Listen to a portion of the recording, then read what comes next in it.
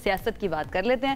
پاکستان کے انصاف کے چیئرمین ہیں بیرسٹر گوہر، ان کی جانب سے اہم سٹیٹمنٹ جو ہے وہ سامنے آئی ہے۔ بہرحال ہم انکشاف اس کو کہہ سکتے ہیں۔ انہوں نے کہا کہ ہم نے مذاکرات میں بہت کوشش کی لیکن کچھ نہیں ہو سکا۔ اب مذاکرات کا اختیار جو ہے وہ بانی پی ٹی آئی نے محمود اچکزئی اور علامہ ناصر کو دے دیا ہے، اور اگر انہوں نے مجھ سے مذاکرات سے متعلق کوئی مشورہ مانگا تو میں ضرور دوں۔ انہوں نے یہ بھی کہا ہے جناب کہ محمود خان اچکزئی، علامہ راجہ ناصر عباس کے ساتھ ہمارا الائنس ہے، ہم تحریک تحفظ پاکستان کے ذریعے اپنی جدوجہد کو جاری رکھیں گے۔ اور چیئرمین پی ٹی آئی کا یہ کہنا تھا کہ مولانا فضل الرحمان زیرک سیاستدان ہیں، ان کو شامل کرنے کے لیے ہم نے بڑی کوششیں کی ہیں لیکن مولانا جو ہیں وہ ہمارے پاس نہیں آئے، اور انہوں نے کہا کہ میرا نہیں خیال کہ وہ ہمارے پاس آئیں گے بھی، تاہم ہم اپنی طرف سے بھرپور کوشش جو ہے وہ جاری رکھیں گے۔ ان کو آن بورڈ لینے کی کوششیں کافی عرصے سے چل رہی ہیں لیکن مولانا جو ہے وہ اس وقت اپنی ہی سیاست کو پلے کر رہے ہیں۔ صورتحال کیا ہے یہ جان لیتے ہیں۔ پی ٹی آئی کے سینئر رہنما سینیٹر ہمایوں مہمن صاحب، انہوں نے جوائن کیا ہے، ان کی طرف چلتے ہیں۔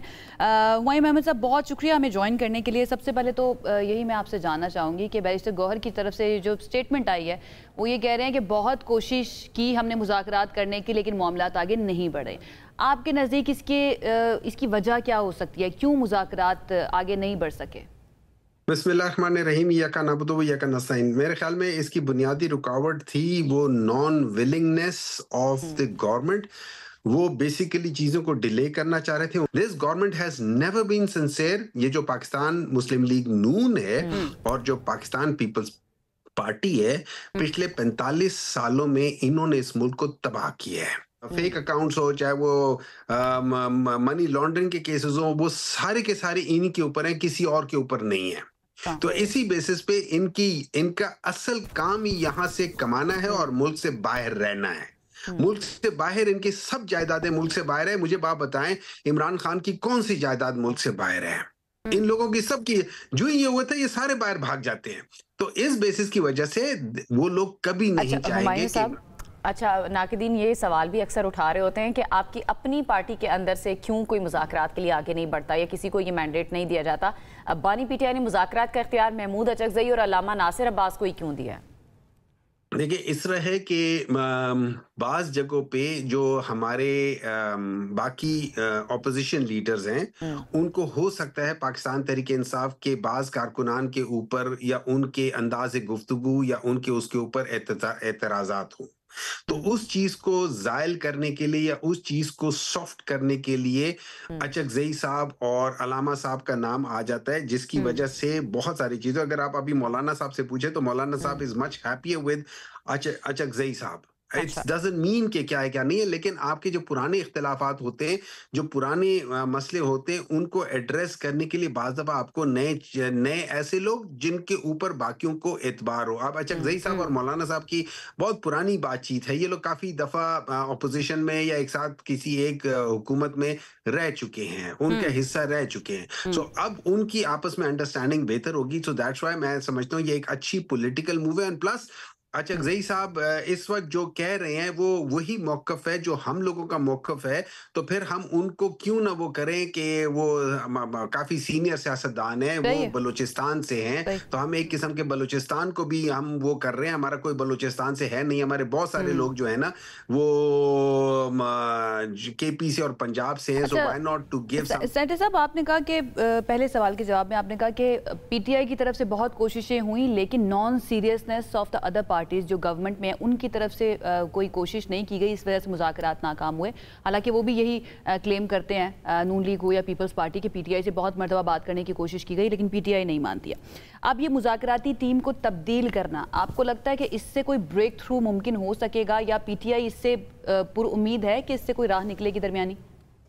دیکھیں، میں آپ کو ایک بات بتا دیتا ہوں، اگر اس ملک نے آگے نکلنا ہے نا تو اس کے لیے عمران خان کو ایکویشن میں ڈالے بغیر آپ نہیں جا سکتے ہو آگے۔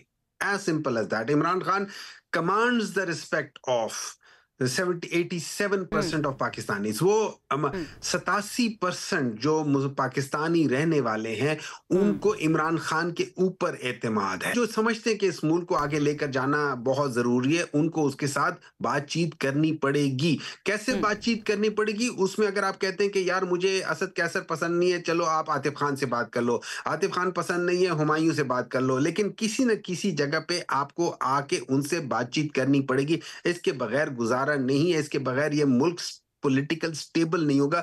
जब पॉलिटिकल स्टेबल नहीं होगा, 4 सालों में $1 बिलियन भी नहीं आया। $100 बिलियन के वादे हम सही है, मुल्क स्टेबल नहीं होगा, बातचीत का रास्ता हमेशा से होना चाहिए। ये कहिएगा कि मौलाना फजलुर रहमान के साथ आपकी पार्टी की कुर्बतें कुछ अर्सा पहले तक अच्छी रही हैं और मिलना जुलना और मुज़ाकरात का मामला भी चलता रहा है, लेकिन अब मौलाना फजलुर रहमान को शामिल करने की बहुत ज़्यादा कोशिशें की जाती रही हैं मगर कामयाबी नहीं मिली है। आपके ख्याल में मौलाना की ये जो दूरी है, इसकी वजह क्या है? देखिए, वो उसमें ज्यादा पॉलिटिकल एक चीज थी। एक अली अमीन गंडापुर का वो था, मेरे ख्याल में अभी मौलाना साहब भी सोच रहे हैं, उनको सोचना चाहिए और मैं समझता हूं कि this is the time.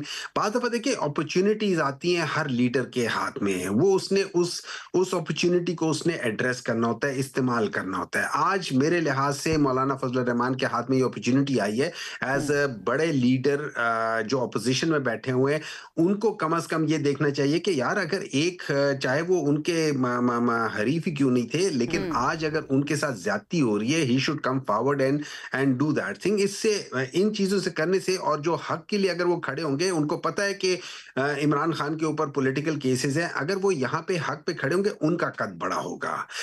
Imran Khan के ऊपर कोई असर नहीं पड़ेगा, लेकिन उनका कद और बड़ा होगा। वो काफी बड़े सियासतदान है, यहाँ पे उनको थोड़ा सा और ये करना चाहिए एंड आई एम श्योर कि ये चीजें आ सकती हैं।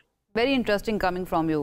खैर, 27वीं आईनी तरमीम जो है उसके खिलाफ अपोजिशन की तरफ से ऐलान किया गया था कि एहतजाजी तहरीक चलाएंगे। इस सिलसिले में अभी तक कुछ हुआ है, कोई पेशरफ्त हुई है, कोई प्लान बना है किस तरह से एहतजाज किया जाएगा?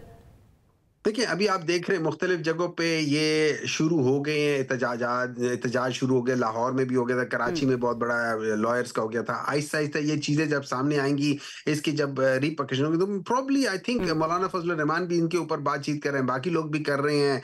तो मेरे ख्याल में it will start. It may take a little, कुछ टाइम ले लेगा, लेकिन ये स्टार्ट हो जाएगा। चलें जी, इंतजार करते हैं, हम भी इंतजार ही कर रहे हैं। बट अच्छा होता अगर आप थोड़ा सा प्लान बता देते कि इस सिलसिले में क्या किया गया। बहुत शुक्रिया। सेनेटर हुमायूं मेमन साहब हमारे साथ मौजूद थे, पाकिस्तान तहरीक इंसाफ से इनका ताल्लुक, और बता रहे थे कि अब कोशिशें ये की जा रही हैं कि मुज़ाकराती टीम को तब्दील करने के बाद हो सकता है कि कोई ब्रेक थ्रू जो है ना मुज़ाकरात में मुमकिन हो जाए।